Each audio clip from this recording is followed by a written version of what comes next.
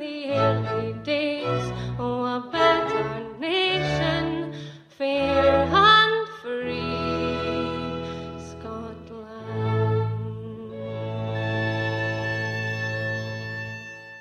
Hello, this is Scottish Independence podcast number 102, and this time I caught up with Kathleen Caskie, who's the co-coordinator of the Women for Indie group. I asked her about the group's work post-IndieRef and how that's been going, and as you're about to hear, it's been going very well. We also chatted about the Scottish political scene at the moment and the upcoming general election. Hope you enjoy it. I'll have a wee word with you at the end. Hi Kathleen, how's it going? Hi Michael, fine thank you, how are you? Yeah, not too bad. Getting a bit fed up of winter, but I suppose that's par for the course. Well, summer like referendums will come again. No, before we get into this, I wanted to check with you. You still sure you want to go down this Women for Indie course, or has Labour's pink bus totally convinced you that it's time to give up and just get back to supporting Labour? Yeah, it was tempting. The pink was very tempting. It's a well-known fact that us women can't resist it. But yeah, we've weighed it up, and Carol Fox, the Edinburgh lawyer, did a superb blog on our website about how many pink buses she would need to take to court the number of women who have got actions against Labour councils for equal pay, and she reckoned she'd need thousands of pink buses if she was going to give them all a lift to court. So as Carol says, it's not the colour that matters, it's the thinking behind it, the idea that you wheel up in a pink bus outside the supermarket and that turns our heads, you know. Well, actually, the thinking behind it got more bizarre because they started trying to deny that it was pink and started calling it, it's not pink, it's cerise or it's magenta, which is has been their way around it recently. It gets more and more bizarre. Are these not subclasses of pink, though, in the way that sky blue and navy blue are versions of blue? I mean, pink is pink. Whether it's a purplish pink or a bluish pink, it's pink. Well, that's Labour logic at its finest. So, enough about the pink rose for the moment. So, Women for Indie has continued on past the referendum. There was a lot of great stuff before the referendum, and I spoke to Carolyn many times and Natalie McGarry several times as well. But right after the referendum, there was the big conference. Would you like to explain what happened with that, and then we'll move on to what's been going on in the community since then? Well, the story would really start before the referendum, because at one stage before the referendum, we all had to think and said, will we continue after the referendum? Win, lose or draw, will we continue? And we decided we would, because we felt there was a niche in the market for what we were doing, the angle we were putting, the issues we were promoting. Now, everybody was all together heading, really busy working for the referendum. But we decided after it was finished, we're going to get a meeting, we'll book a hotel, we'll put the word out, and, maybe 100 or 200 of us will gather together and we'll start to say what kind of an organisation we want to be. If there's a yes vote, well, there needs to be Women for Independence to make sure that we don't get sold out in the settlement, and that women's issues are part of what the new Scotland's about, that we can influence how the new Scotland's going to be, and that, there's no way we're going to sit back and not have a voice in that. And if there's a no vote, well, then we need to keep working, because we need to keep working for independence. So we decided we were going to keep going. We booked a hotel, told put it round our newsletter people, and I think, about 100 women had said, yeah, we'll come along and we'll have this meeting, we'll all discuss it. Of course, there was a no vote, as you know. Mm-hmm. And suddenly the email went red hot or pink hot, whatever we want to go. It was incredible. I've never seen anything like it. Literally hundreds of women. We had to move to a bigger venue. We moved to St Matthew's Church in Perth, which holds 1,000. And we could have sold that out twice at the time, because after the referendum, people just wanted to go somewhere, to do something, to speak about it, to talk about the way forward. And it turned into some day. The church, because it is an old church with high ceilings and stained glass windows, there was an atmosphere. I mean, it wasn't the best conference venue. People were shuffling in and out the pews. But the atmosphere, the visual atmosphere, and it's something I'd never experienced before in my life, was 1,000 women together in one place, all talking about politics. Now, the first meeting was quite emotional. People had just come out the referendum. It was only 3 or 4 weeks before. There was a sense that people wanted to be together, solidarity. And it was a beautiful event. It was like a moving, emotional event. But as one of the cynics from one of the Glasgow Wi-Fi said, it's a bit hallelujah this, isn't it? which I think maybe was a fair criticism. It was quite an emotional outpouring of feeling and thoughts and ideas for the future in quite an unstructured way. So we came out of Perth and moved on to start to put in the structure. Now we've had 3 national events since then. We had another big conference, Glasgow, with about 600 present in November. In January, we had an Economics of Independence event, again in Glasgow, with Margaret Cuthbertson. And then in Stirling, we had a fracking information event. And now we're moving on to our AGM. That's part of the story, is what we've been doing nationally. What's been happening locally has just been, it's been the privilege of my life to be part of it. Because across the country, we've seen women set up local Women for Indie groups now.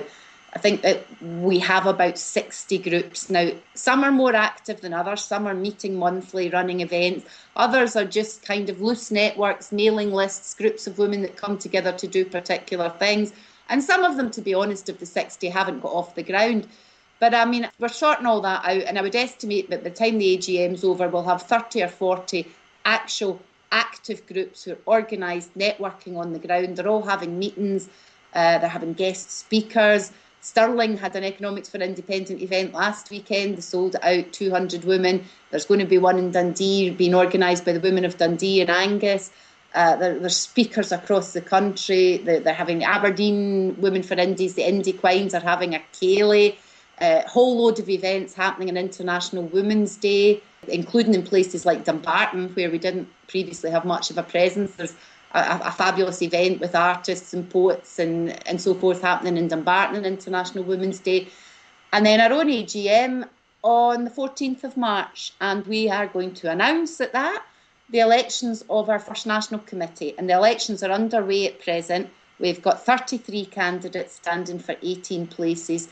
33 amazing candidates, wonderful women, great stories. And we're going to have a new national committee that's democratically elected.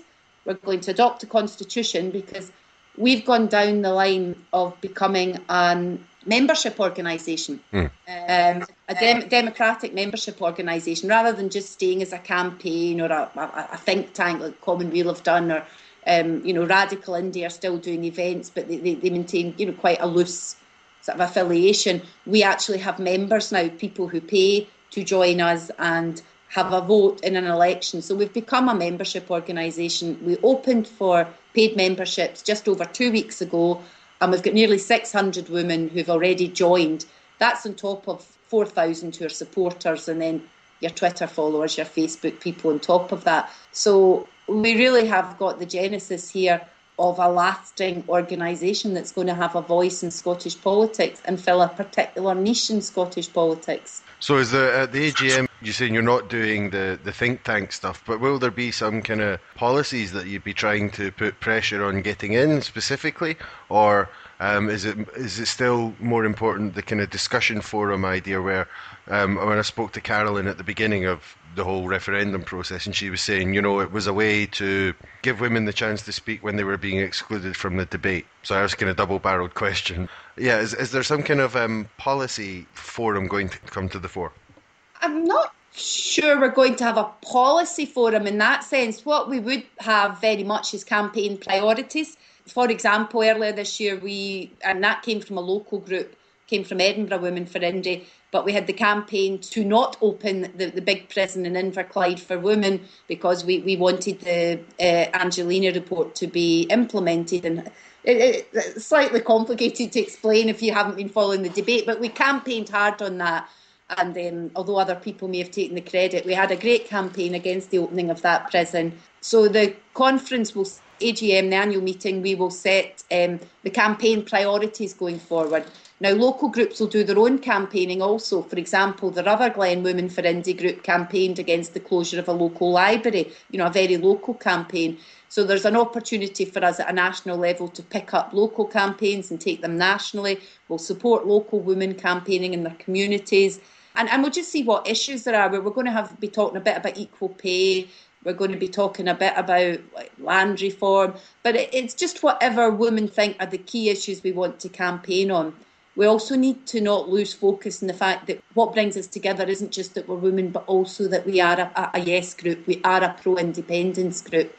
And although the constitutional issue is now, gosh, it's got fairly complicated. I'm not sure anyone's really got a handle on what's Smith and what's the vow plus and the vow minus and all that. But there is an ongoing constitutional debate, and we will feed into that as well, because we're not just a women's group, we are a Women for Independence group. It's quite funny because we've had feminists who voted no, unionist feminists contacting us saying, God, I wish you'd drop the independence bit because I'd love to join you. And we have to keep saying, well, the independence bit's pretty non-negotiable. We are women who want independence. That's, our two things that we all have in common. Yeah, and to be looking at, pressures on national and local campaigns. So have you got, how can I put this? Have you got people in the Parliament that are prepared to take your ideas on board? Well, we don't have MPs or MSPs who are standing for the National Committee. There's no MSPs or MPs standing for the National Committee. So I think I can confidently say that at least until the general election, we won't have any parliamentarians in the committee. But what we do have, and we've always had, is supporters in the Parliament, in both the Parliament. And ironically, it includes some of the unionist women, people, who are feminists, who pick up in the feminist part of our agenda, if not the constitutional part. Mm-hmm. But we do have lots of supporters who are MPs and MSPs, and we would hope that they would take up any issues that felt that was the way that we had to go with them to put them into Parliament. And we think they will. I mean, why wouldn't they? Surely they don't want to face the wrath of Women for Independence, as Marcia Scott wrote, the monstrous regiment of women, Yeah, I should just eat my cereal and not say any more about it. But so if we come back to the Parliament for a minute, there's been a couple of things that are a bit better lately, with Sturgeon announcing a 50-50 cabinet and then Murphy deciding to copy it. We'll leave him out of it for a minute, but the 50-50 cabinet was nice, but I think we still should be working for a 50-50 Parliament. Is that one of the kind of aims of your organisation? Yes, and it's controversial because we don't all agree. I mean, we're a network, we're not a political party, so not every member has to agree with every aspect of everything we say. We are, looser than that. But we did agree to support the 50-50 campaign, which is about that, which is about equal numbers of candidates, and it is a positive discrimination campaign. But it would be wrong if I said all our women were 100% behind it. We took a majority decision that we would support it, but not everybody agrees. There are women and Women for Independence who, the arguments against it. They think it's positive discrimination, they don't want that. But yeah, we will be pushing for that. We've been kind of monitoring the gender balance of candidates for the Westminster election. It is quite disappointing. I think the Greens are at about 50% because they constitutionally, they have set themselves up, and it's quite complicated. Someone explained it to me, I didn't understand it, but they have mechanisms in place to make sure that they are a 50-50 balance. The Scottish Socialist Party have said they're going to work towards it, but they haven't managed it for 2015. The SNP haven't. I think they're about 37-38% female candidates, and I think Labour are roughly the same, maybe a couple of points less, a couple of points more. So it's round about the 35-40% women candidates for both Labour and the SNP. And the Tories and the Liberal Democrats aren't in the ballpark. They just don't seem to think it's important. They've got quite small numbers of women candidates. What's more disappointing has been some of the way that some of the women candidates have been treated by sort of the old guard, particularly young women or women who are quite new to politics and have come up through Women for Independence and put themselves forward. And they haven't universally been welcomed. There is still a sense that some of the old guard are like, well, it's my turn. I've campaigned in this seat for the past 25 years. So why would I let some young woman come in and take this? There is a bit of that. It's been quite disappointing. But we'll just keep pushing away and pushing away at the attitudes as much as anything else, I think. Yes, you have to change ideas before the reality changes sometimes. Yeah, I mean, there's an MSP who I won't name, obviously, but who was tweeting us one time saying we'd said something like the usual rhetoric about great women always do well. Ruth Davidson, Kezia Dugdale, Nicola Sturgeon. If a woman's really good, she'll rise to the top.